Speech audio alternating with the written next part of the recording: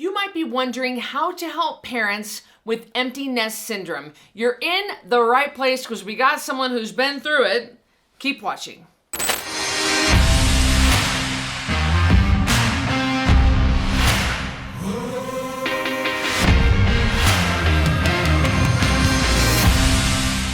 In this video, we'll help you understand what parents who are struggling with empty nest syndrome are going through. And then we'll tell you what not to do to support them, because it's also extremely important to understand. And finally, we'll reveal how you can support someone with empty nest syndrome as they get used to life without kids in the house. If someone you know is struggling with empty nest syndrome, they're probably feeling a whole mix of emotions, including some that might actually surprise you and them. Most people with empty nest syndrome feel grief after their last kid moves out, even if part of them is relieved or excited, or at least they thought they would be relieved. It's still a really big change. Yeah, it is. And grief is super common here when you experience any kind of big life change, including, well, when the last kid moves out. Another really common reaction when someone's kids leave home is for them to feel completely lost. We see this a lot with the people we work with on the Code Red lifestyle. I wonder if mom felt really lost when we left the house. She No. doesn't know. She Our was mom probably is not shouting hallelujah. Yeah, probably. But we do see this a lot with the Code Red Rebels, because 93% of our clients are females, and the common age bracket of our clients are in their 50s and 60s. So this is something we deal with a lot. I think it's really important to point out that you can have empty nest syndrome in stages. Like if you have 4 kids at home and one moves out, it can feel very empty. And then as the next one moves out, it can feel empty. I know I'm down to 1 kid at home and it feels kind of empty from time to time. Yeah, you also have a really big house. So we all lose each other in the corners of those houses. Hello. Can you text me? What happens is that their day-to-day life and my day-to-day life, it's suddenly and completely changed. And for people that are all the kids are all out of the house, it's very, very different. Even if you knew it was coming, it's still a really big adjustment. Yeah, feeling lost is something that we see a lot with our nutrition clients. When their kids move out. They just put the brakes on all different parts of their lives to focus on being a parent. And their own hopes, their own dreams, their own goals, and all the things they used to do, whether that was painting or going to the gym or having certain friends or being involved in groups.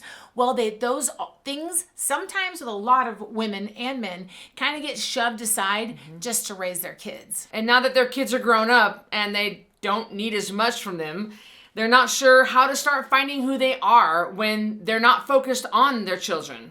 Well, plus, Cristy, a lot of stuff they put on the back burner is now right there waiting for them, like maybe marriage problems or job problems. I mean, if you're raising 4 kids, let me just tell you, you ain't got time to argue with the husband about, some issues you might have because you're too worried about getting everyone to everyone's sporting events and then back home and fed and in bed. You just don't have trouble. So now that all that is gone, it's kind of like an onion. Now that outside layer is off, you have to deal with what's left. And a lot of those past problems, they were getting swept under the rug until just the kids left home.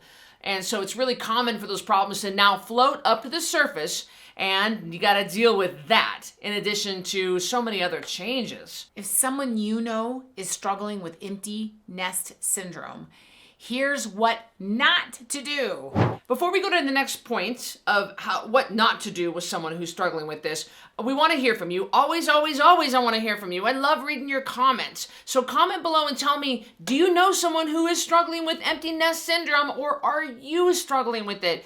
Comment below. I want to get to know you.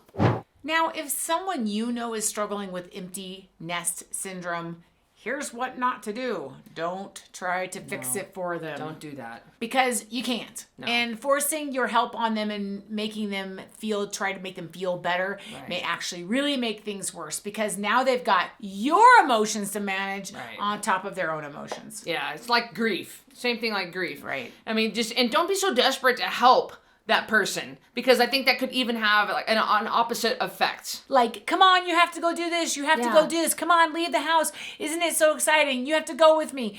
They have to find their own way, and it's really important that they work through that process. Yeah, don't pressure them. Just be there to talk to them. Let them know that you are there. And if they feel like sharing, if they feel like they need to talk, you're there for them. You can also just check up on them and see how they are. A lot of times people stay away because they don't want to say the wrong thing. So they figure it's just better not to say anything.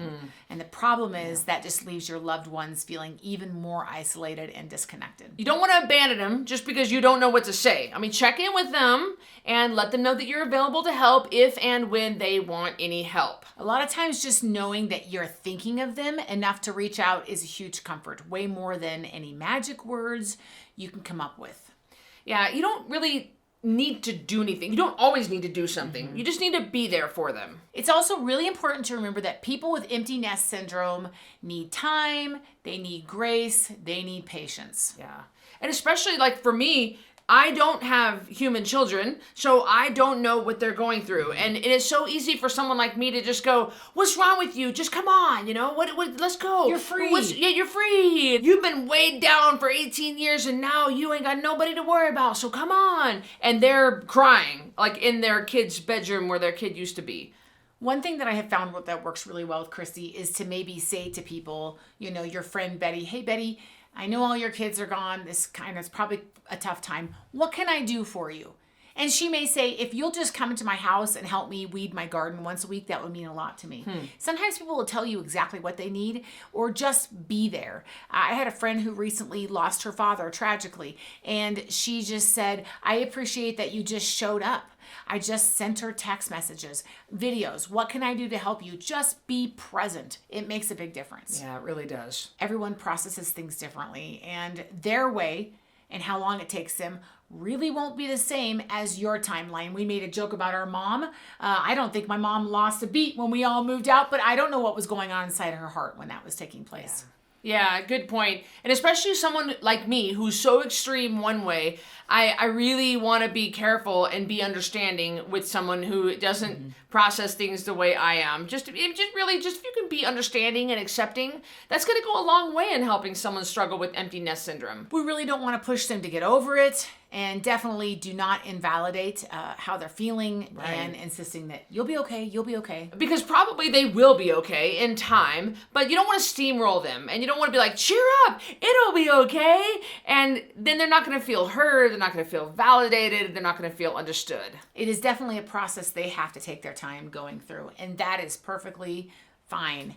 And if the parents you want to help with empty nest syndrome and are your friends and family, really, you can invite them to spend time with you. I think that's a great, effective tool. But don't force it on them. No, maybe they don't want to be around anybody. Yeah, they don't want to be around anybody, maybe. Don't nag them, don't force them, just put it out there. Put the invitation out there, let them decide what they want to do. Right. Now, if they say no, it's just the fact that you're thinking of them is a source of comfort. And as parents with empty nest syndrome adjust, they'll start to realize that life isn't over just because the kids left the house. Well, the opposite is actually true. It can be a whole new chapter of their life that is beginning, and they get to make it whatever they want to be. Yeah, they really do. Another great step for someone getting over empty nest syndrome is to start taking better care of themselves. We see this all the time. Absolutely. Like they're finally done making lunches for people every day. They're finally done having to cook these dinners.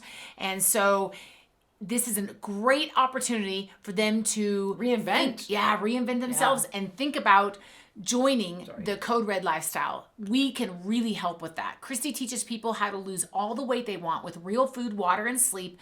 No shakes, no pills, no pyramid schemes, no diet foods, and you are not required to exercise. Yeah, the best place to get started with the Code Red lifestyle is on the 10-pound takedown challenge. That's a 30-day challenge where you can lose at least 10 pounds with very simple rules. You can check that out at 10poundtakedown.com. Of course, I linked that up below after the video. Click on that and see if it's something you want to do. But if a parent with empty nest syndrome mentions that they want to take better care of themselves, I mean, this is a way that they can get started. Well, better yet, they can get both people in the house to do it together, and they can feel better, lose a little bit of weight together. And we see this all the time. Yeah, they partner up. It's all the time. It's highly effective. Hey, listen, encourage them to do it. Maybe you do it. Maybe you do it with them.